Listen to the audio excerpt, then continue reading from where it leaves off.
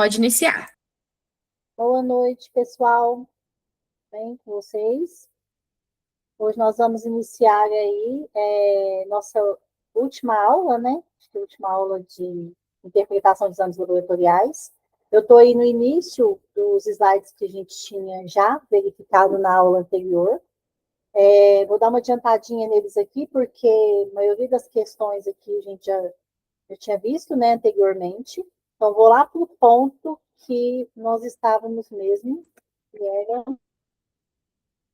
os exames hematológicos, né? O último conteúdo que a gente falou foi sobre a interpretação do laudo do hemograma, né? Vou só colocar lá certinho, nós vamos iniciar hoje. Próximo, hoje nós vamos falar sobre os exames bioquímicos, né? Como nós interpretamos aí essa parte, como nós interpretamos, né? Todas as dosagens bioquímicas que nós realizamos aí dentro do laboratório de análises clínicas, né?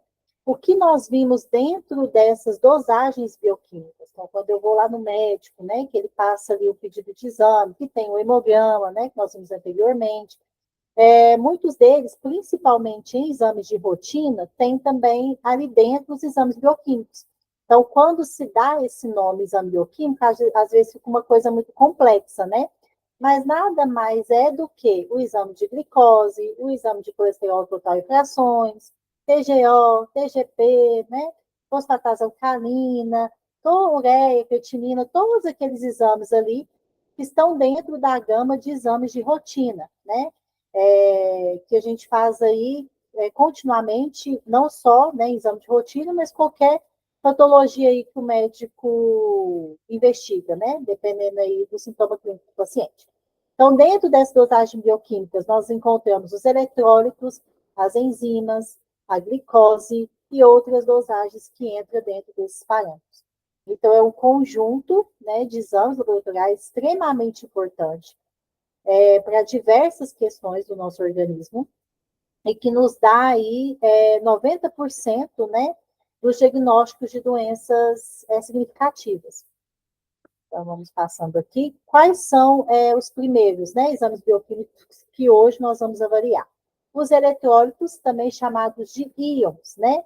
Eles falando eletrólitos assim, fica um pouco vago. O que seria o eletrólito, né? Seria o potássio, o sódio, o cálcio, né? Exames que, pelo menos uma vez na vida, todo mundo já realizou. São exames bem comuns dos médicos pedirem.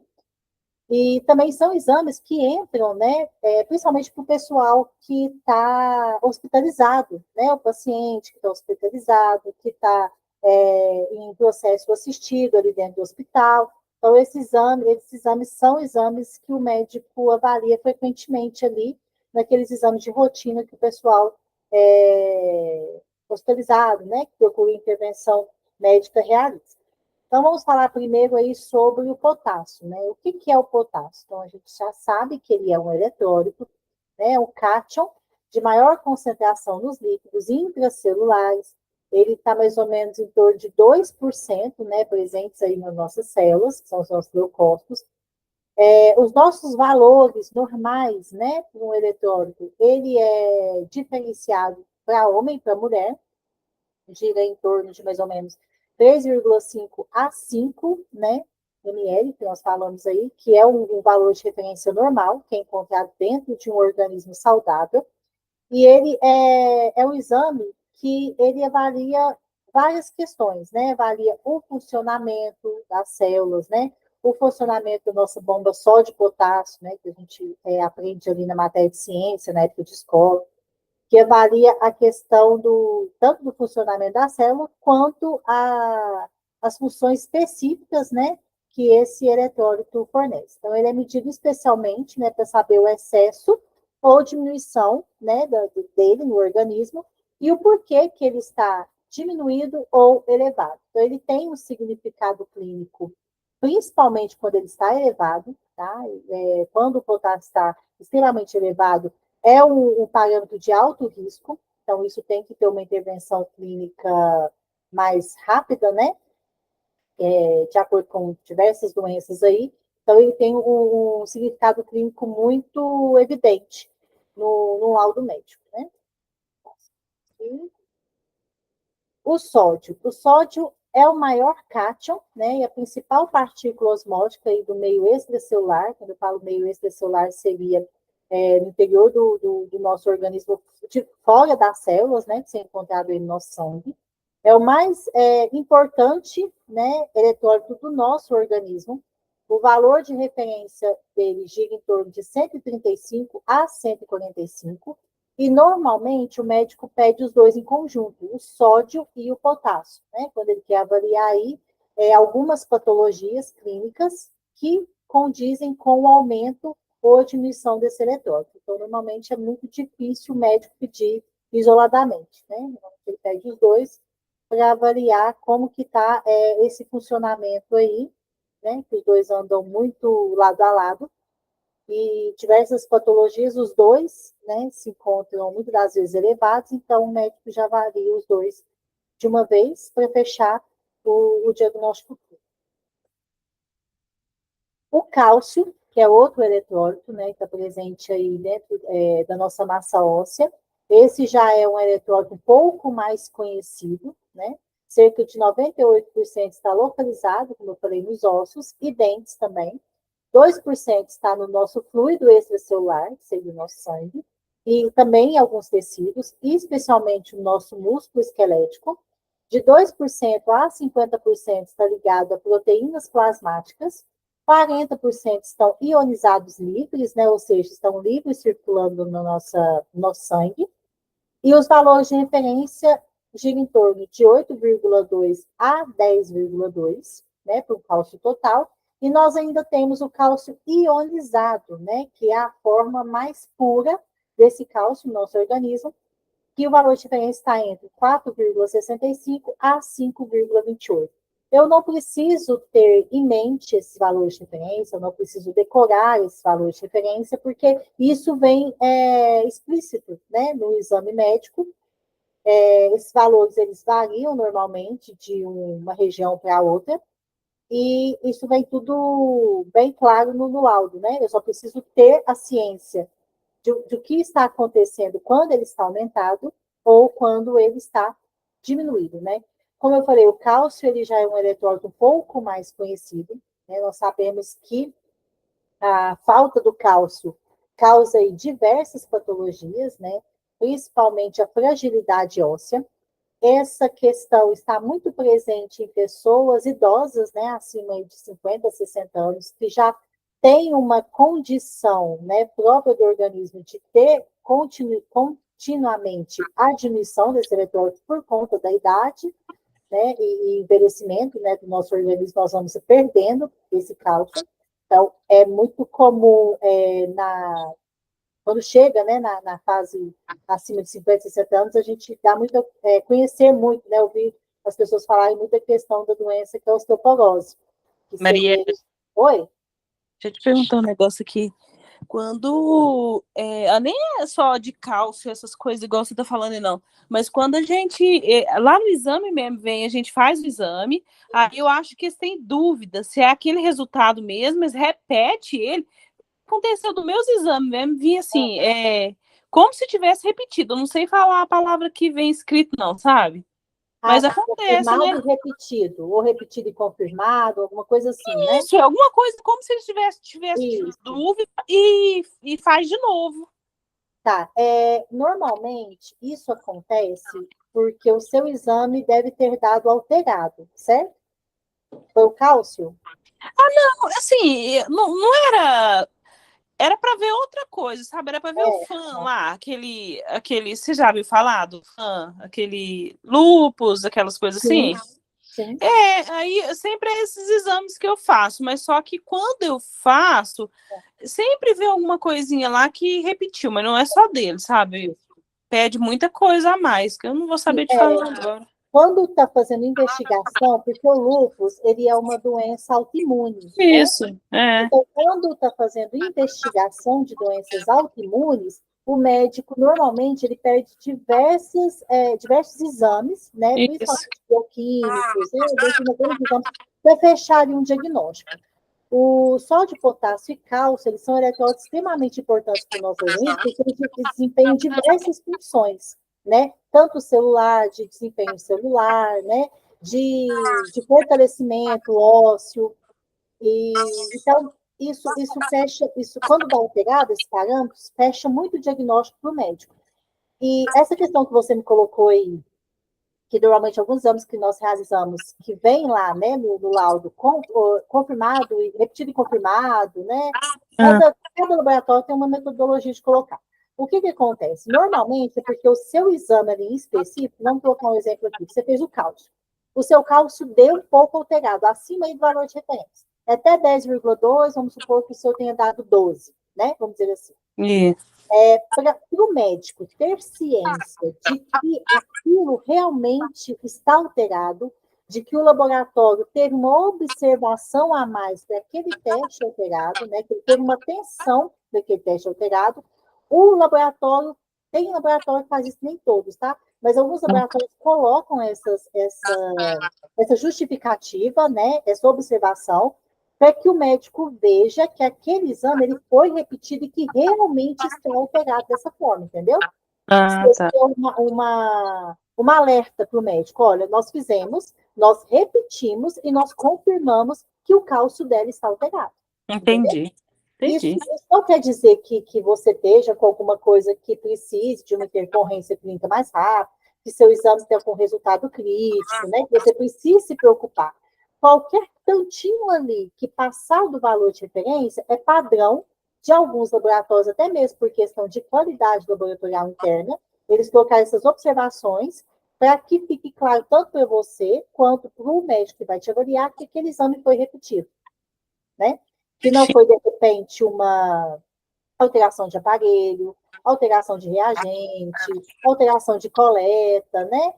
Alguma coisa que passou despercebida, não. Aquele exame seu foi repetido e ele está dessa forma realmente. Não Entendi.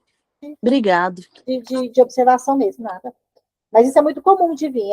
Aí quem, assim, não está tão atento a isso, ou quem está fora dessa área da saúde, fica até preocupado, né? Nossa, por isso, assim, é tão importante ter essa matéria dentro da área da saúde, porque por mais que vocês estejam fazendo a parte de enfermagem, técnica de enfermagem, vocês não vão, de repente, né? Vocês podem também trabalhar dentro da área técnica de um laboratório, né? Fazendo exames, mas não é tão voltado para essa questão curso, né? Mais voltado para a área do cuidado, né?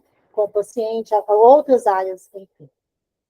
Então, é importante vocês saberem como que é feito esse processo dentro do laboratório, como que esse exame é realizado, como que o médico interpreta esse laudo, às vezes, por que ele pede aquele exame, por mais que vocês não estejam tanto dentro da área do laboratório, mas vocês vão estar sempre em contato com pedidos médicos, com diagnósticos, com resultados de exames, né, que chegam aí dos laboratórios, para quem vai trabalhar em hospital, né? Então, é muito importante você saber interpretar aquilo ali, até mesmo para conseguir dar uma assistência melhor para o paciente, né? Não é que você vai diagnosticar o paciente, ou que você vai passar o tratamento dele, porque nós não somos da parte da medicina, nós não somos médicos, né? Isso a gente deixa para o médico. Mas a gente consegue entender o porquê que o médico deu aquele diagnóstico, o porquê que aquele exame estava alterado, o porquê que ele pediu aquilo ali, porque dessa forma eu consigo até fazer um tratamento, um cuidado maior para esse paciente. Então, acho que esse conteúdo é de extrema valia por essa questão, né? É importante a gente saber. Vamos passando. O cloreto, gente, o cloreto também é um eletrólito. Ele ajuda a manter a pressão osmótica do sangue, regula o volume sanguíneo, controla a pressão arterial, então tem aí diversas funções, né? Ele afeta o mecanismo ácido básico que nós temos no nosso sangue, né? Nosso sangue tem esse mecanismo de não deixar que o pH sanguíneo fique nem muito ácido nem muito básico, tem que ter uma regulação ali para manter as funções normais do meu organismo. E ele é um eletrólito também eliminado pelos rins. O valor de referência dele está em torno de 100 a 108, e ele também é de extrema importância, né, para fechar diversos diagnósticos clínicos. Não tanto como sódio, potássio e cálcio, mas ele também tem a sua importância clínica. Fosfato, né? Os fosfatos são encontrados também nos nossos ossos, nos nossos tecidos moles. Ele é uma proteína que a gente fala, né, que se liga aí a lipídios e carboidratos. O que são os lipídios, né? As nossas gorduras, né? As nossas células de gorduras do meu organismo mesmo. Colesterol, triglicéridos, tudo que é tecido de gordura, a gente chama de lipídio. E esses fosfatos, né? Eles se agregam ali, né? Se ligam às proteínas para assim fazer as funções que ele realiza no nosso organismo. Então, eles normalmente se elevam quando eu estou com processo de desidratação ou quando eu pratico exercícios físicos intensos, tá? Não é aquele exercício físico leve, assim, caminhada, não, seria ali quando eu tenho um gasto energético maior. Ele é inversamente proporcional ao cálcio, né? Então, se o cálcio está elevado, ele normalmente encontra-se diminuído. E os valores de referência dele vai em torno de 2,7 a 4,5. E em criança tem um valor de referência diferente, né? Que vai de 4,5 a 6,7. Na verdade, gente, criança, para quase todos os parâmetros laboratoriais, tem um valor de referência diferente, tá? Normalmente esse valor varia para mulher, para homem, para gestante e para crianças, tá? As crianças, quase todos os parâmetros laboratoriais são mais elevados. Alguns são as mesmas coisas do adulto, como a glicose, por exemplo, mas a maioria, a criança é sempre mais elevada. O magnésio também, que é bem conhecido nosso, né? O magnésio tem até, ele desempenha tantas funções importantes no meu organismo, que a falta dele faz com que nós percebemos com muita intensidade, né? Tem até pessoas que tomam magnésio manipulado, né? Pessoal que faz academia, toma bastante magnésio, porque ele é importante em diversas sínteses de proteínas, de substâncias, de formação muscular, né? De diversas funções importantes no corpo da mulher. Então, o magnésio ele é um eletrólito assim, não digo mais importante, mas um dos que vem em primeiro lugar aí nas funções específicas e importantes do meu organismo. Então, ele é um eletrólito absorvido pelo intestino delgado, 50% dele está presente nos nossos ossos, 1% no nosso sangue e 49% nos nossos tecidos moles, né? Ele, como eu falei, tem diversas importâncias aí na formação de enzimas extracelulares, e ele normalmente está aumentado quando o meu PCR também está aumentado, né? O meu PCR é uma proteína, né, que avalia a questão de inflamações e infecções agudas no meu corpo, né, ou seja, aquela infecção que está acontecendo ali naquele momento, ou também pode avaliar questões de disfunções cardíacas, né, disfunção do meu músculo cardíaco. Então, dependendo do valor de referência do PCR, vai sugerir o médico que você está com uma inflamação ou infecção em algum lugar no específico, né? O médico só sabe que você está, mas o PCR não indica onde é essa infecção, ou, de repente, algum problema cardíaco. Então, o magnésio ele pode se elevar quando o nosso PCR está com alguma disfunção por algum desses parâmetros. Valores abaixo de 1, né, acompanhado da queda de cálcio, é sinal de gravidade.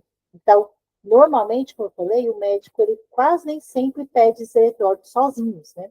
Quando ele está investigando alguma disfunção no meu organismo que é proveniente de alguma alteração dos meus eletrólitos, ele vai pedir sódio, potássio, cálcio, cloro, magnésio, né? Vai pedir aquela gama de exames, por quê? Como nós vimos aqui, o magnésio, quando ele está baixo, acompanhado de outro eletrólito baixo, como o cálcio, o médico precisa intervir significativamente mais rápido com o diagnóstico desse paciente, tá? Porque é um sinal de extrema gravidade, assim como o potássio extremamente elevado, também é sinal de gravidade. Então, o médico usa esse parâmetro, né, de 2 eletrólitos para ver como que ele vai conduzir, como que ele vai fechar esse diagnóstico e como ele vai conduzir para esse paciente. Os valores normais do magnésio giram em torno de 1,3 a 2,1, tá? E ele também pode ser um exame de rotina, como sódio e potássio. Nem sempre, se você for no médico, né, e ele te pedir esse exame de eletrólito, é porque você está com alguma doença que ele queira investigar, alguma questão grave, não. Às vezes eu sou mesmo. Tem uns médicos que são mais detalhistas, né? Então, a gama de exames de rotina deles são maiores do que aquele médico que é mais básico, né? Que pede ali hemograma, glicose, colesterol e urina. O médico acha que exame de rotina é só isso. Agora, você vai no médico mais detalhista, como, por exemplo, endocrinologista, né? Endocrinologista, o médico esportivo, né? Que vai avaliar aí desde as suas funções mais simples até as mais complexas, então ali precisa de quase todos os exames para verificar isso. Então, depende ali da especialidade, tá? Que você vai procurar, o médico vai te passar ali qual o exame que precisa avaliar certinho. Como eu falei, o pessoal que faz academia precisa saber certinho como está o magnésio, porque o magnésio interfere diretamente na formação da construção do corpo, né? Que é o pessoal busca aí quando pratica esse tipo de exercício. E, então, esse exame é muito pedido quando você vai no endocrinologista, esses médicos esportivos, né, nutricionista esportivo, que é hoje em dia o que o pessoal está mais buscando aí, né, essa questão de condição física. As enzimas, né, além dos eletrólitos, dentro dos exames bioquímicos, nós também temos as enzimas, né, nós temos diversas enzimas. Vamos começar a falar primeiro sobre o TGO, que é uma enzima extremamente comum, né, dos médicos pedirem. Ele pode vir como TGO, né, abreviado no laudo, ou o médico pode escrever esse nome grandão aí, né, transaminase oxaloacética.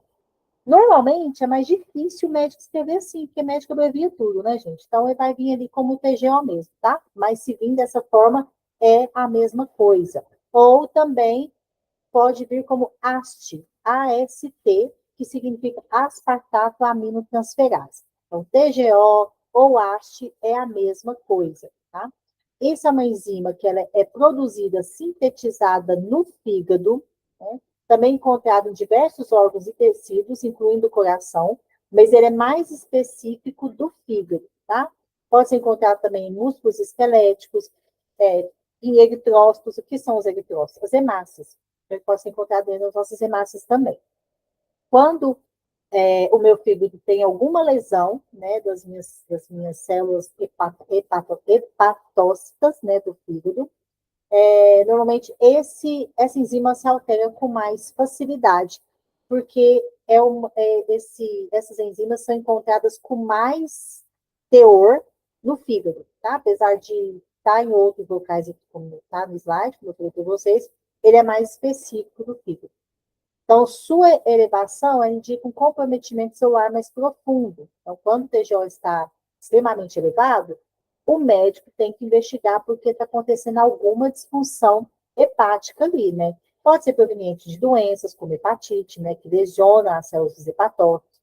Pode ser por medicamentos, porque 90% dos medicamentos são sintetizados no fígado, com isso prejudica essas células também, que são os hepatócitos. Principalmente medicamentos para fungos, né? Fungo de unha, de cabelo, de pele. Enfim, qualquer tratamento para fungo, esses medicamentos são extremamente hepatotóxicos, que a gente fala. Então, eles comprometem o fígado, né? Numa proporção muito grande. Então, quem faz tratamento aí para fungo, normalmente tem que ficar avaliando as enzimas do fígado, tá?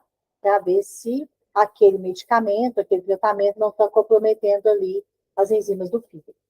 Então, nos hepatócitos, né? Quando o TJ é elevado, é o comprometimento dos hepatócitos, proveniente, como eu falei, de hepatites virais agudas, alcoólicas, metástase hepática, que é o tumor, né, do fígado, necrose por medicamentos, como eu falei, e isquemias, né, que são ali a questão da alteração também das enzimas hepáticas, tá? Então, são todas essas questões, vocês podem perceber que é tudo muito ligado ao fígado. Então, por mais que ele esteja presente em outros órgãos, é sempre muito voltado para investigar patologias do fígado. Junto com ele, nós temos também o TGP, que normalmente o médico também pede em conjunto, ele sempre pede o TJ e TGP. O TGP também pode vir como transaminase pirúvica, ou também pode vir como ALT, tá? Então, o médico pede ou TJ e TGP, ou AST e ALT, que são a mesma coisa. O TGP, gente, ele é uma enzima mais específica ainda do fígado do que o TGO. Então, em determinadas patologias, em determinadas lesões do fígado, o TGP vai se alterar primeiro, por ser mais específico. Então, normalmente, em patologias que o médico quer investigar do fígado com mais, como vou dizer, com mais verídico, né? Achei a palavra certa. Às vezes o médico não quer perder tempo ali, ficar fazendo questão de exame do paciente, ele quer uma coisa assim mais certeira. Ele pode pedir só o TGP, por ser uma enzima que se altera mais rápido, tá? Depois, posteriormente, o TGO se altera. Então, ele é encontrado também em casos de miosites ou miocardites, tá? Que são aí doenças, patologias relacionadas ao coração.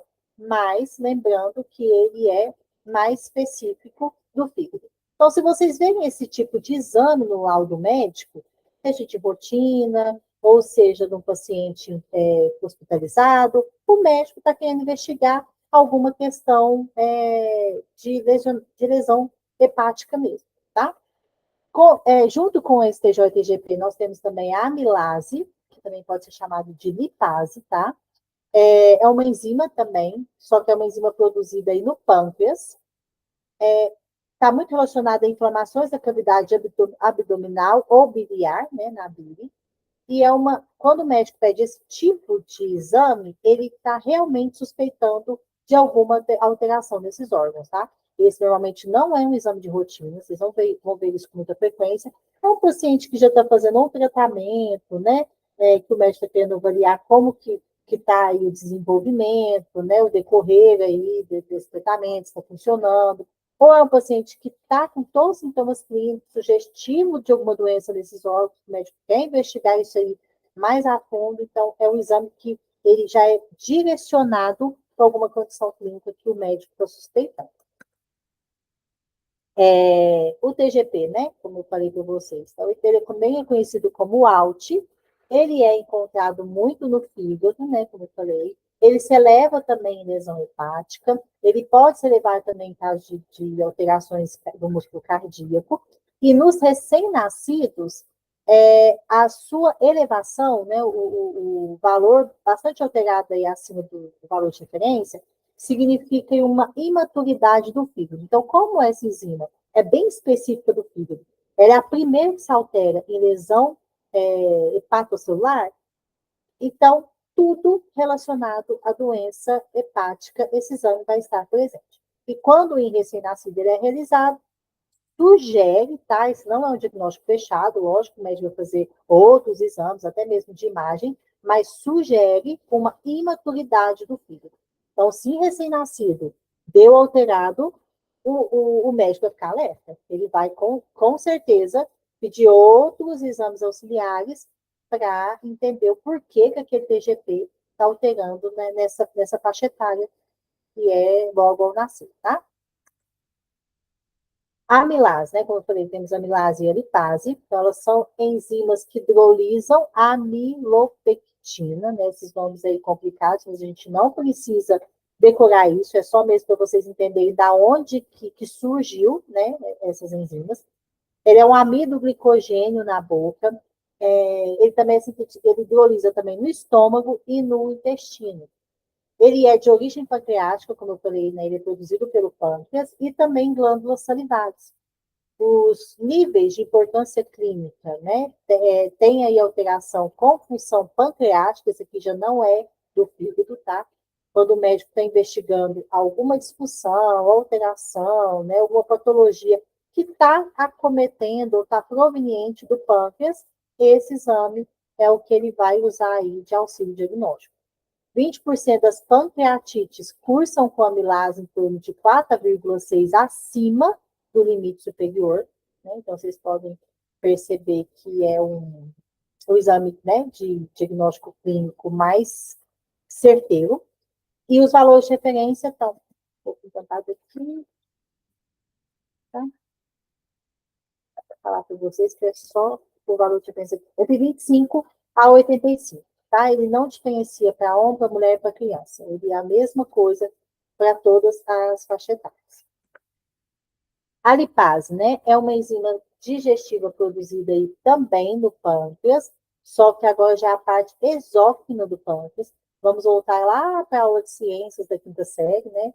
O pâncreas ele tem a parte endógena e a parte exócrina, né? Uma produz substâncias e a outra produz enzimas. Então, a parte da lipase ela é produzida por essa parte do pâncreas, que é o lado exócrino.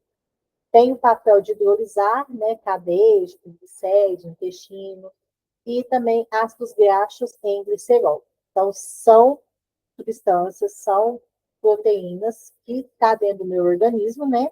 Que ele passa essa função de quebrar e transformar em outras substâncias para realizar aí as funções específicas.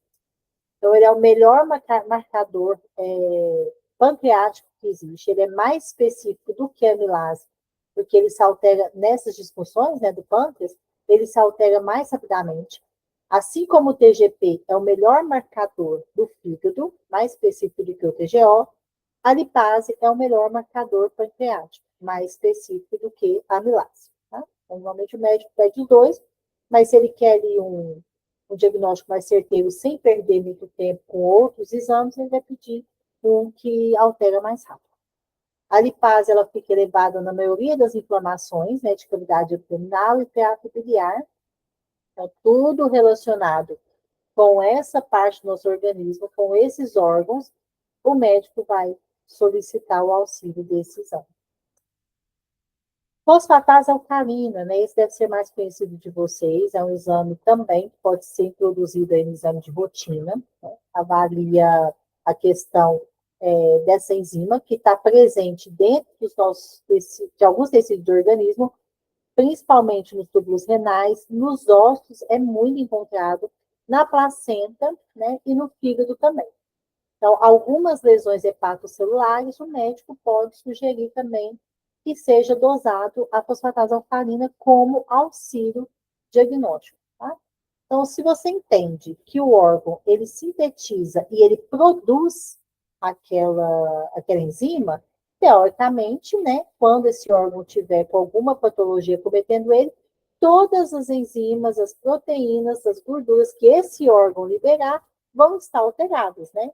Então, como a fosfatase aqui também é uma enzima, né? Sintetizada no fígado, logicamente, qualquer patologia que estiver cometendo no fígado, ela vai estar alterada. Em criança, a fosfatase alcalina é encontrada um valor de referência bem mais elevado, por quê?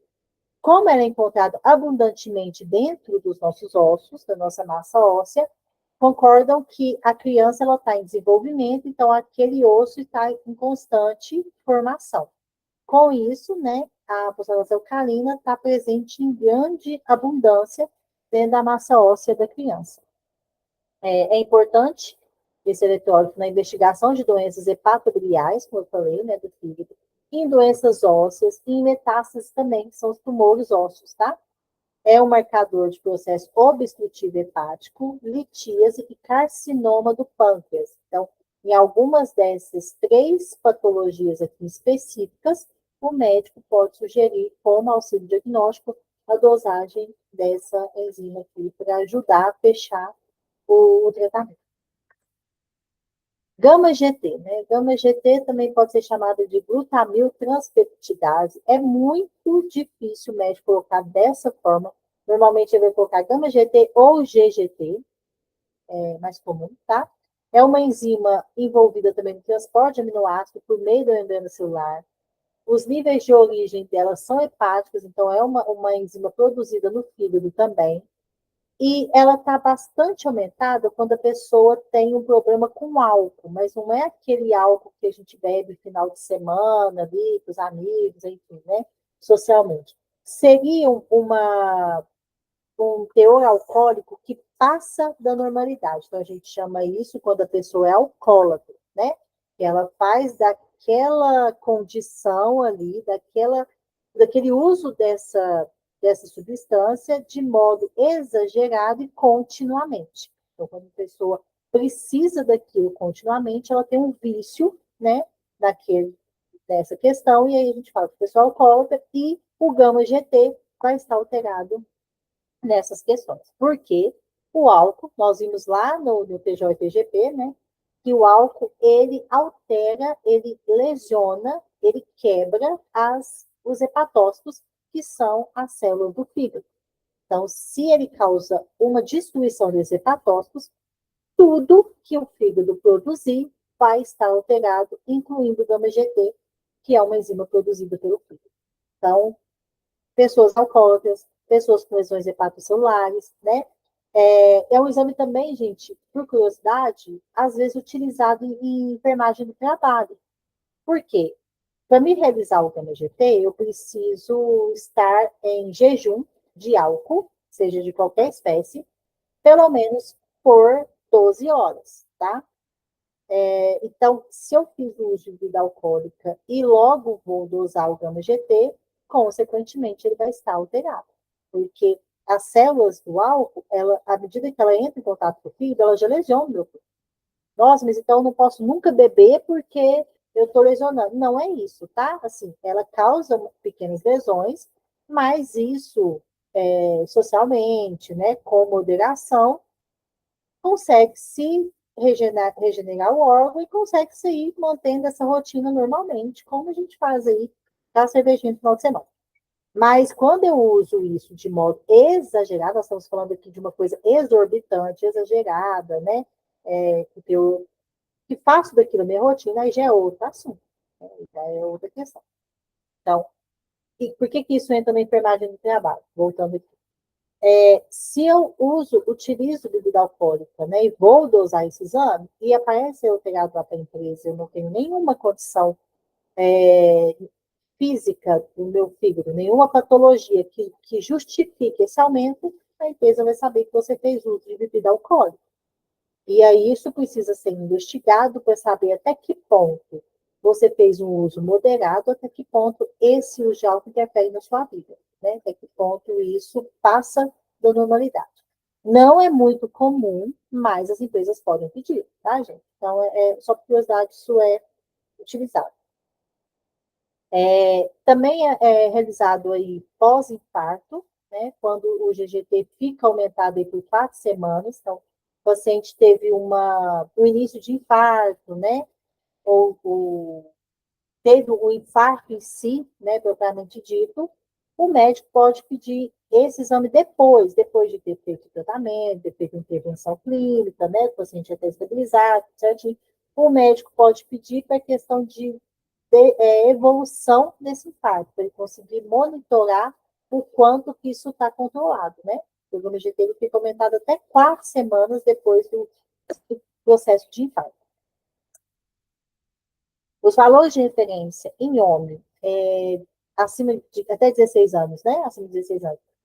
Na verdade, desculpa, gente, acima de 16 anos é de 6 a 38, mulheres entre 16 a 45, de 4 a 27, mulheres acima de 45 anos, de 6 a 37, e em crianças de 3 a 30, tá? Normalmente tem essas faixas etárias, mas tem laboratórios que só colocam o valor de diferença só para homem e para mulher, independente da idade. Fosfatase ácida, nós temos a alcalina, nós temos a ácida também, né? São enzimas ativas com pH 5, né? As maiores concentrações estão na próstata, no fígado e no músculo também. São marcadores de 50% de carcinomas, ou seja, tumores de próstata, e está elevado em crianças em fase de crescimento, assim como a fosfatase alcalina. Então, se o médico está investigando algum tumor de próstata, né, no homem, obviamente, ele pode pedir junto com o PSA, que é o marcador, né, de alteração da próstata, a fosfatase ácida, porque as maiores concentrações dela é na próstata. Então, se aquele órgão tem alguma alteração, consequentemente, todas as enzimas que ele produz vão estar alteradas. Então, se a fosfatase ácida está alterada, o médico vai entender que esse órgão está com algum problema e esse problema precisa ser investigado. E como eu falei, né, o PSA, nós temos também que ele é o antígeno prostático específico, no exame, né, realizado pelos homens. É uma glicoproteína com atividade proteolítica, né, que dissolve gel seminal depois da ejaculação. Os níveis altos estão condizentes aí com câncer de próstata, hipertrofia benigna, né, da próstata também, e prostatites, ou seja, apenas, pode ser que às vezes é só uma inflamação.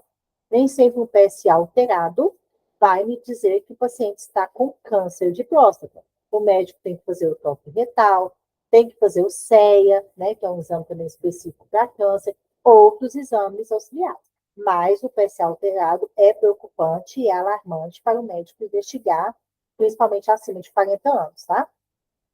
Então, ele correlaciona-se diretamente com o tamanho da próstata, com a fase de câncer e resposta ao tratamento. Então, para fechar o diagnóstico, se faz o PSA, como eu falei, o toque retal e a biópsia. Tá? Tem que fazer esses 3 testes, e esses 3 testes têm que estar alterados. Tem alguns procedimentos que o paciente precisa fazer antes de realizar o PSA. É um exame que não precisa de jejum, porém ele precisa de um jejum de relação sexual. Então, o paciente tem que ter ficado até 2 dias antes, 2 a 3 dias antes da realização do exame, sem ter praticado nenhum tipo de relação sexual, masturbação ou qualquer meio, né, que estimule a próstata. Não pode ter andado a cavalo, não pode ter andado a bicicleta, porque tudo isso estimula a próstata. Então, vai interferir ali diretamente no resultado do exame. Os valores de referência estão em torno de 40 a 50, até de 40 a 50 anos, de 2 a 2,8, 51 a 60, 2,9 a 3,88, 61 a 70, 4 a 5,3, e acima de 71 ele pode ir, né, até 7,28. Então, vocês percebem que a preocupação, né, do PSA alterado, como eu falei, é acima de 40 anos. Não que abaixo de 40 anos, gente, não seja preocupante, mas para ter qualquer uma dessa patologia, seja câncer de próstata, seja prostatite, né, que é apenas uma inflamação, são 90% dos casos acometem pessoas, homens, acima de 40 anos. A glicose C-fosfato, né, que é a deshidrogenase, a gente chama ela de G6PD. O médico vai pedir dessa forma para vocês no laudo. Então, uma enzima que faz parte do metabolismo de glicose. Quando ela está diminuído, altera a estabilidade das hemácias, né, tornando as hemácias vulneráveis à desnaturação, ou seja, à destruição. Né? Então, as hemácias ficam mais fragilizadas, levando aí a hemólise, que é a ruptura, a morte da hemácia. Então, é uma enzima extremamente importante ali para a hemácia desenvolver a função dela certa. A suscetibilidade à hemólise é aumentada pela exposição de agressões virais ou bacterianas e na presença de distúrbios metabólicos. Então, quando o médico está suspeitando de qualquer patologia, ele está tendo uma hemorragia, né, que é uma destruição celular, uma destruição das hemácias, né, algum processo clínico que está levando a isso, essa é uma enzima que ele pode pedir para auxiliar ele no diagnóstico, né? Os valores de referência vai de 4,3 a 11,8. Nós temos também a CK, que é a creatinina total, né? É uma enzima que desempenha um papel regulador no metabolismo intracelular dos tecidos contráteis, está extremamente presente dentro dos músculos, no meu tecido muscular estriado, no meu cérebro e também pode estar presente em algumas porções menores aí no meu sangue, tá? Minha circulação sanguínea. Essa enzima ela é muito utilizada quando o médico está querendo investigar qualquer lesão, qualquer patologia de lesões cardíacas, de lesões esqueléticas, tá?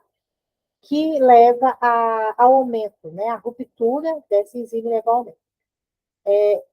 Uma curiosidade, se eu dosar essa enzima logo após eu sair da academia, ela vai estar extremamente alterada. Por quê? Quando eu pratico o exercício físico, eu faço uma destruição no músculo, né? Eu faço uma ruptura das minhas fibras musculares. Para que isso?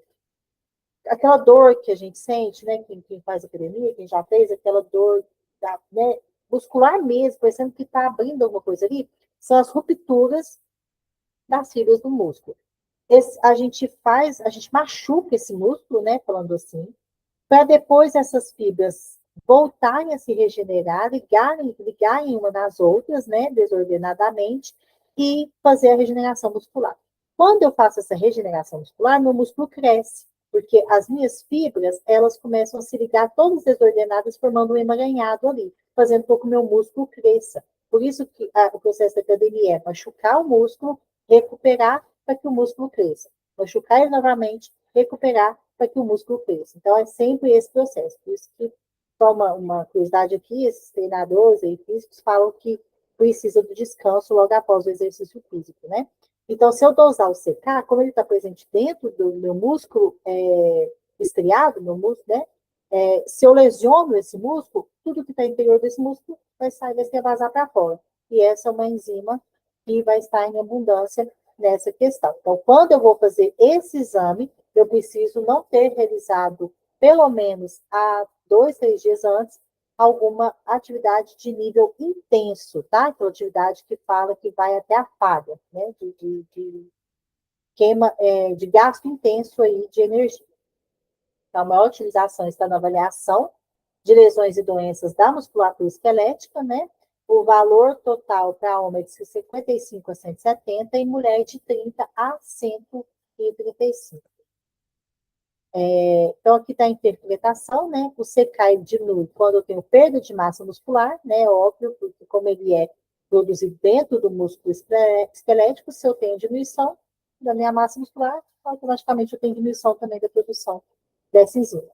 Em patopatias alcoólicas, artrite reumatoide, pacientes idosos e acamados, que também tem muita perda, né, de massa muscular, e ele se eleva nos casos de distrofia muscular, né, como eu falei ali, disfunção do meu músculo, exercícios extenuantes, dermatomiosites, injeções intramusculares recentes, aí após crises convulsivas também e problemas cardiovasculares, tá?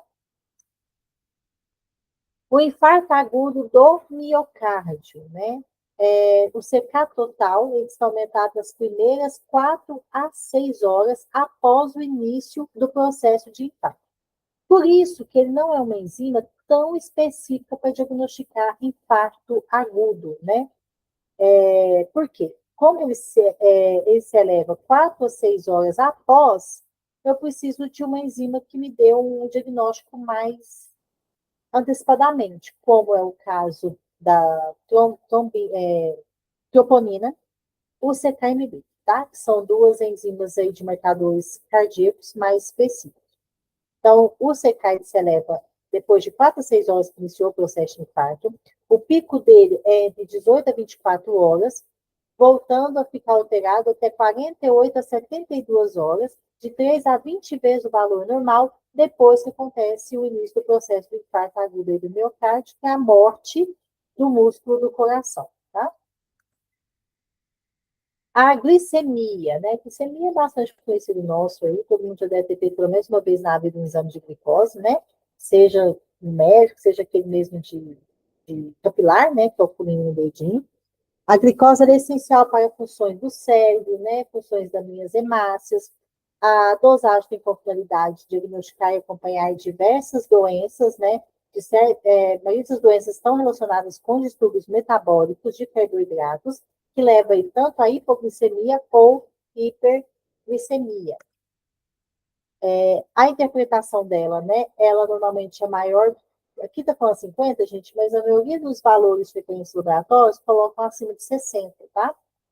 Fadiga, mal-estar, nervosismo, alteração de humor, irritabilidade, tremor, cefaleia, tudo isso aqui está condizente com alterações da glicose. Então, caso não haja correção da glicose, ocorre vista turva, incapacidade de concentração, fraqueza motora, convulsões, até danos cerebrais irreversíveis, podendo levar à morte. Então, é um exame extremamente complexo, que precisa aí de uma atenção maior quando está alterado, tá? Quais são as patologias mais importantes quando a minha glicose está alterada? Né? Nós temos aí diabetes mellitus, que é caracterizada pela hiperglicemia, glicosúria e outras manifestações decorrentes aí do meu comprometimento vascular nervoso, levando a lesões de diversos órgãos, como olhos, rins e coração. Outras dosagens também, tá? Só voltando ali de diabetes, essa questão que eu falei para vocês, né, que é importante falar, Esse seria o diabetes mellitus, que seria o diabetes no geral, que leva a todas essas questões aqui, tá? Lesões em órgãos, olhos, rins, coração, comprometimento do sistema muscular, então é uma doença bastante complexa. E nós temos dois tipos de diabetes, né? Que é o diabetes tipo 1 e o diabetes tipo 2. Ele é proveniente de alguma alteração na produção de insulina pelo pâncreas, né? Nós sabemos que a insulina é o que controla açúcar no meu sangue. Se eu estou tendo problema na produção de insulina por deficiência do meu órgão, consequentemente, eu não estou fazendo o controle correto da glicose no meu sangue. E nós ainda temos o diabetes, que é aquele proveniente ao longo da vida que eu adquiro. Pode ser por alimentação inadequada, falta de exercício físico, né, obesidade, enfim, aquele que eu adquiro ao longo da minha vida, tá? Eu não venho ao mundo com aquela doença, né? Eu adquiri ela pelo meu estilo de vida. Outras dosagens é o ácido lático e pirúvico, estão relacionados com a disponibilidade de oxigênio, é um marcador sensível, confiável de hipóxia tecidual, ou seja, quando está avaliando aí tromboses, né, periféricas. Nós temos aí o valor de referência do lactato, que é de 0,93 a 1,65, e o piruvato, que é de 0,08 a 0,16. Então, tudo que é relacionado a tromboses periféricas, o médico pode sugerir esses exames aqui como diagnóstico auxiliar. As causas de elevação, né? Choque, hipovolemia, insuficiência muscular, insuficiência ventricular esquerda, edema pulmonar, diabetes de modo geral, insuficiência hepática, neoplasias, leucemia, exercícios físicos excessivos e hiperventilação. Então, vocês podem ver que são N coisas que pode causar a alteração do ácido lático. O ácido úrico, né, também bastante conhecido nosso, é um exame de rotina, oriundo do catabolismo das proteínas da dieta e fontes endógenas. Ele também concentra-se principalmente no fígado. Ele é excretado principalmente por via renal, né, nos nossos rins, e os níveis são determinados entre a relação da dieta, né, ou seja, tudo que é aquilo que eu adquiro através dos alimentos, e pela produção endógena e os mecanismos de reabsorção e expressão que são realizados no meu organismo. Então, o homem a de 3,4 a 7, a mulher de 2,3 a 6. A interpretação, né?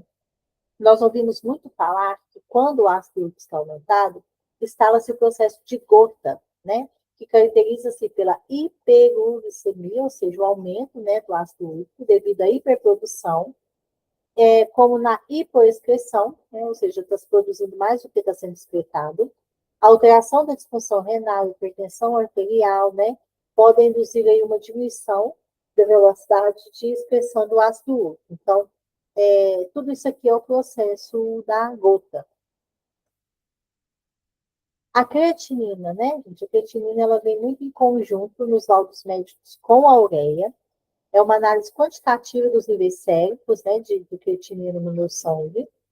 E eu posso ter outro exame também para avaliar essa quantidade de creatinina, mas seria na forma urinária, que chama clearance de creatinina. Então, quanto a creatinina sérica varia o nível de creatinina no meu sangue, o clearance de creatinina varia a quantidade de creatinina na minha urina. Então, eu vejo o quanto está sendo absorvido pelo sangue e o quanto está sendo excretado pela urina. Para que isso, gente? Por que eu preciso avaliar o quanto que uma enzima está sendo excretado pela urina? Para saber se meus rins estão funcionando normalmente. Se eu tiver qualquer processo ali que interrompa, que atrapalha, que obstrui a eliminação das enzimas, é porque está acontecendo alguma coisa nos meus rins. Normalmente, são doenças renais, né? Que precisam de intervenções aí mais significativas. Então, nos homens, né, é de 1 a 1,9, na mulher de 0,8 a 1,7, esses seriam os níveis urinários, né? Os níveis séricos têm também valor de diferença nos homens e nas mulheres, e a depuração, né, que seria aí o clearance de creatinina, também tem um valor de referência nos homens e nas mulheres. Esse clearance de creatinina, normalmente, ele é realizado na urina de 24 horas, né, que é a urina que a gente passa o dia todo coletando, porque só com esse tipo de amostra eu consigo analisar certinho e ver o quanto os meus rins estão liberando durante 24 horas essa enzima. Então, a interpretação. Para normal função dos rins é necessário fluxo sanguíneo, filtração glomerular, função tubular e permeabilidade das vias urinárias, todas funcionando corretamente. Então, as funções dos rins é depurar, né, fazer o equilíbrio hidroeletrolítico e também participar da produção de hormônios. Então, níveis séricos de creatinina elevado indicam que está tendo alguma disfunção ou doença renal que lesionou aí o meu órgão, consequentemente, tudo que ele produz, né? Vamos entrar agora na ureia. Ureia é um exame pedido junto com a creatinina. Ele é o principal produto do catabolismo dos aminoácidos. Ele tem a principal fonte de excreção de nitrogênio. O valor de referência é igual tanto para homem quanto para mulher, de 8 a 20. E as causas do aumento seria aí uma ingestão excessiva, né, da enzima, ou uma desidratação, infecções ou um choque hemorrágico. Esse exame, normalmente, ele não é muito pedido sozinho, tá? Ele é mais inespecífico, ele é um marcador renal mais inespecífico, a creatinina normalmente é mais utilizada, então ele sempre vai estar vindo em conjunto aí com a creatinina nos laudos médicos. Bilirrubinas, né? Então, são produtos do catabolismo das hemoglobinas. 70% é proveniente das hemácias velhas, 15% de fontes hepáticas e 15% de células defeituosas, porque eles são produzidos dentro das células e quando essas células se rompem e se quebram, esse conteúdo é extravasado para a corrente sanguínea. E aí eu consigo quantificar o quanto tem no meu organismo, tá? Em adultos tem um valor de referência e neonatos, né, que são recém-nascidos, tem outro valor de referência. É um teste bastante utilizado para bebezinhos quando nasce, para avaliar como que está sendo aí o funcionamento do meu fígado. Por quê? Em bebezinhos, normalmente as crianças nascem, a gente fala que está com tiriça, né? Que é, na verdade, a icterícia, que são a pele de coloração amarelada, os olhinhos amarelados, né? Isso é muito comum os bebezinhos nascerem com esse tipo de condição. Quando o meu filho está funcionando normalmente, só com banhozinho de sol, né, alguma coisa ali, eu já consigo quebrar essas bilirrubinas e ela ser eliminada normalmente no meu corpo. Quando o meu fígado não está funcionando bem, né, porque os bebezinhos, eles vêm ao mundo, mesmo que tenha nascido no tempo certo, tudo ainda está imaturo, os órgãos ainda estão imaturos, então pode ser que o fígado do bebezinho não esteja ainda pronto, né, realizando suas atividades normalmente, e a bilirrubina encontra-se alterada e só com banhozinho de sol não vai resolver. Precisa de uma intervenção clínica para tomar o banho de luz no hospital, tá? Então, isso é muito comum. É uma condição extremamente grave, né? Se o bebezinho está com a bilirrubina aumentada, tem que ter uma intervenção clínica imediatamente, né? Porque a bilirrubina é uma enzima tóxica para o organismo. Então, um bebezinho lá com a bilirrubina, sei lá, 3, 4, 5 vezes maior do que o normal, que é o que normalmente acontece, precisa de uma intervenção clínica mais rápida.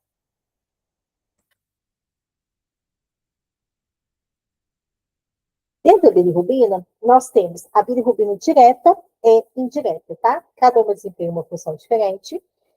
E normalmente vai vir no laudo médico bilirrubinas totais e frações. Assim como vem lá a colesterol total e frações, a bilirrubina também tem, tá? O que seriam as frações? A fração seria essa direta e indireta, tá? Dose a bilirrubina total no organismo, dose a quantidade de bilirrubina que está direta e a quantidade de bilirrubina indireta. Ela está alterada em lesão hepatocelular, fluxo biliar, síntese do fígado. É um produto final da destruição da porção M da hemoglobina, né, que está presente dentro das hemácias. Isso seria a bilirrubina indireta. E a bilirrubina indireta sofre o processo de conjugação no fígado e passa a ser bilirrubina direta. Então, precisa dosar essas duas para saber aonde é que está acontecendo o problema, né? Então, o aumento da bilirrubina no sangue seria responsável pela coloração amarelada do globo ocular e da pele também. Uma condição, como eu falei, que chama icterícia, muito comum nos bebezinhos, mas está presente em pessoas com hepatite, né, que está tendo ali a destruição dos hepatócitos, e aí, contudo, o extravasamento dessa bilirrubina na nossa circulação. Então, por isso que o paciente que está em condição, né, de tratamento por hepatite fica ali com a pele amarelada, com a mão amarelada, com os olhos amarelados, né, com as fezes esbranquiçadas, tudo em questão dessa bilirrubina que está alterada, né, aumentada ali nos tecidos e nos órgãos. A transferrina e a ferritina são enzimas, né, que avaliam a quantidade de ferro no organismo. A transferrina é uma proteína que transporta o ferro para todos os órgãos, tecidos, né, para desempenhar as funções dele. A ferritina seria a quantidade de ferro que está armazenado no organismo. E o ferro seria o ferro propriamente dito, né? Então, a transferrina, ela transporta esse ferro e ela minimiza níveis de ferro no plasma e perdas urinárias também, tá? Ela evita esse processo. A ferritina provê reserva de ferro. Na fase aguda, ela se eleva em infecções, inflamações e traumas, que são condições que alteram ali, né, a presença do ferro no organismo. E nós temos valor de referência também para homens e para as mulheres. Então, ferritina e transferrina são exames que o médico vai solicitar normalmente quando você relata alguma condição clínica que justifique ali uma perda de ferro ou que pode vir a ocorrer a isso, né? E o ferro, propriamente dito, como eu falei, né, é uma hemoglobina que utiliza cerca de 80% do ferro corporal. Toda doença com sangramento agudo faz com que haja uma rápida restauração da hemoglobina, causando déficit de ferro. Nós temos valor de referência também para homens e para as mulheres, tá?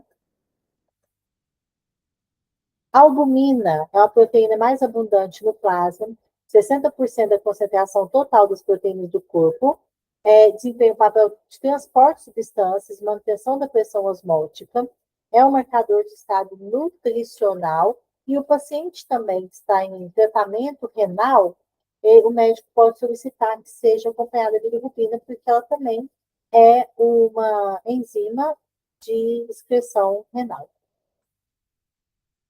Proteínas totais, né? Pode vir aí como proteínas totais ou proteínas totais e frações. As principais aplicações clínicas, né? A variação do estado nutricional e nas doenças com alterações de proteínas. Na urina é importante para caracterizar doenças renais, tanto glomerulares quanto tubulares, né? Se esses dois órgãos estiverem com problemas, né? Delicados, lesionados, vamos dizer assim, né? Essas proteínas totais também se alteram. Ajuda no diagnóstico de derrames cavitários, né? Como pleural, líquidos pleurais, acístico, pericárdio, que são os líquidos presentes no nosso organismo. E ele diferenciando aí o que é transudato com o que é o conteúdo proveniente, né? Desses derrames. Lipidograma, né? Como eu falei, lipidograma é um teste que vai avaliar todos os meus níveis de gordura do meu organismo. Ele pode vir como lipidograma, ou pode vir também como dosagem de colesterol total e frações. Todas essas duas nomenclaturas estão corretas. O que o lipidograma avalia? Todos os exames marcadores de colesterol, de gordura no meu organismo. Colesterol total, triglicéridos, HDL, LDL, né? Lembrando que o HDL é o bom colesterol e o LDL seria o ruim colesterol, né? Teste oral de intolerância à glicose. É uma curva de tolerância à glicose. A gente fala curva porque vai ser dosado um exame lá em jejum e depois de tanto e tanto tempo vai ser dosado novamente. Então, o teste é realizado com várias coletas de sangue. A primeira é em jejum e as outras de 30, 60, 90 e 120 minutos após a ingestão de destrozol, que nada mais é que uma glicose assintetizada. Esses tempos, gente, varia, tá? O médico pode, de acordo com o que o médico quer avaliar, pode pedir só de 30 e 60, pode pedir de 30, 60 e 120 pular o 90. Então, vai de acordo com o que o médico quer verificar aí, tá? Então, aqui, mulher, né? 57 anos de idade, sem acompanhamento médico regular, é atendida no ambulatório. No caso clínico, de clínica médica de hospital secundário por queixa de edema de membros inferiores e passe de urina espumosa há 3 meses. A paciente não se refere a doenças anteriores e desconhece seus antecedentes familiares. Então, o exame clínico encontra-se orientada, normoforada, hidratada, afebril e com edema de face. A pressão arterial, né, dela foi 17/10 aqui, né, com pulso de 76, enfim, todos esses parâmetros aqui, né, e exame cardíaco normal e auscultura pulmonar. Então, isso aqui está relatando, né, para que o médico suspeite que está tendo alguma alteração de glicose no organismo dessa pessoa, tá? Então, com isso, ele pode pedir a curva glicêmica para verificar essa questão. Então, aqui só os exames laboratoriais devem passar. Alguns minutos. Aqui a gente já vem aqui na urina tipo 1, que a gente também pode vir com no laudo médico escrito EAS, tá? E o exame parasitológico de fezes, que é o EPE. A urina tipo 1, gente, ela rastreia doença renal, doença do trato urinário, né? Auxilia na detecção de doenças metabólicas, não sistêmicas, doenças relacionadas a desordens renais, enfim. Um leque de doenças e também é sugestivo de infecção na urina, tá? Só não te dá o tipo de bactéria, mas te mostra se você está com infecção ou não. Então, é um exame bastante complexo. E avalia na urina rotina proteína, glicose, bilirrubina, né, cilindros, hemácias, leucócitos. Todos esses parâmetros são diagnosticados na urina rotina, que vai sugerir para o médico diversas questões. Se você está com doença renal, se você está com infecção por bactéria, né? Então, pode ser o exame de rotina ou o exame pedido quando você tem algum sintoma clínico específico. Nós temos também a urocultura com antibiograma, que seria cultura de urina. Aqui sim, agora te mostra, isola a bactéria, te mostra qual bactéria está causando a sua infecção. E o antibiograma é justamente um teste para isso, né? Para identificar e nomear aquela bactéria que está causando o problema. Aqui abaixo na gravura tem uma plaquinha, né? Que mostra exatamente discos de antibióticos. E essa tipo uma nuvinha branca, né? Embaçadinha branca aí, que está ao redor, né, dessas bolinhas, seria a bactéria, as colônias da bactéria que cresceram ali. Com esses discos de antibiótico, toda essa parte que forma um círculo aqui, né, que parece que afastou as bactérias, seria o quanto que esse antibiótico matou aquela bactéria. Então, esses círculos que estão aí sem nada por dentro, eles são medidos para saber se aquele medicamento é sensível ou se ele é resistente aí a determinadas bactérias. Para finalizar, nós vamos falar sobre o protoparasitológico de fezes, né, que é o exame parasitológico de fezes normal. Ele identifica diversas infestações parasitárias com desculpa, gente, ovos, larvas e cistos, né? Tudo isso é visualizado numa lâmina no microscópio. Em contaminações graves por parasitas, pode levar a paciente ao quadro de anemia, obstrução intestinal, tá?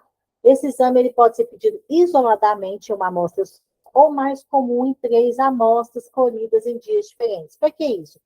Às vezes eu coleto uma amostra só e aquele parasita não apareceu naquela amostra. Mas se eu coleto em dias alternados e horários diferentes, eu consigo pegar o parasita na amostra de fezes. Então, gente, um parasita encontrado na lâmina, um só, tá? Já é sugestivo de infecção parasitária. Eu não preciso encontrar diversos. Um só que não é normal encontrar, então, ou seja, no exame patológico de fezes negativo, você não vê nada na lâmina, a não ser artefatos de técnica, que a gente fala que na hora de passar, né, fazer a lâmina ali, pode surgir alguns artefatos que é proveniente da própria construção da lâmina mesmo, nada patológico.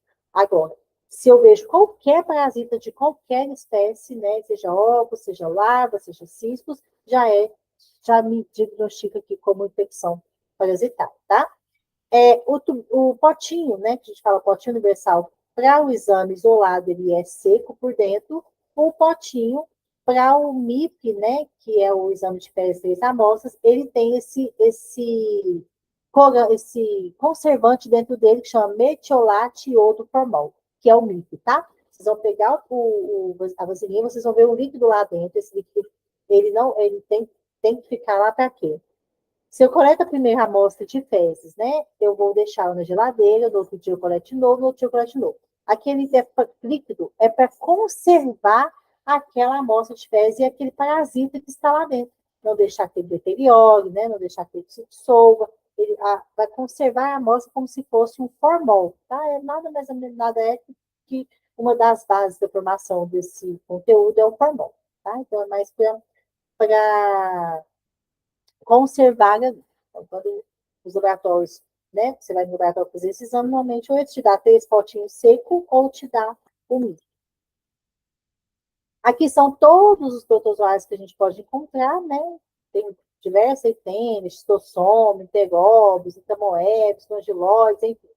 Vários desses parasitas nós podemos encontrar aí nas fezes.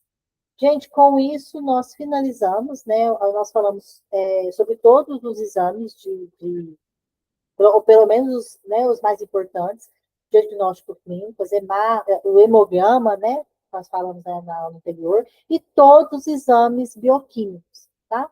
Então, espero que com essa aula vocês consigam ter pelo menos uma noção, né, o básico ali de interpretação de exames, quando você estiver em contato com o laudo de um paciente, né, quando você estiver em contato de um pedido médico do paciente, você já consegue ter um olhar mais direcionado, né, mais profissional do que significa aquilo, e com isso vocês consigam dar uma assistência melhor para esse paciente e entender melhor o que significa, né, como que aquilo pode ajudar no diagnóstico e no tratamento propriamente dito desse paciente em si.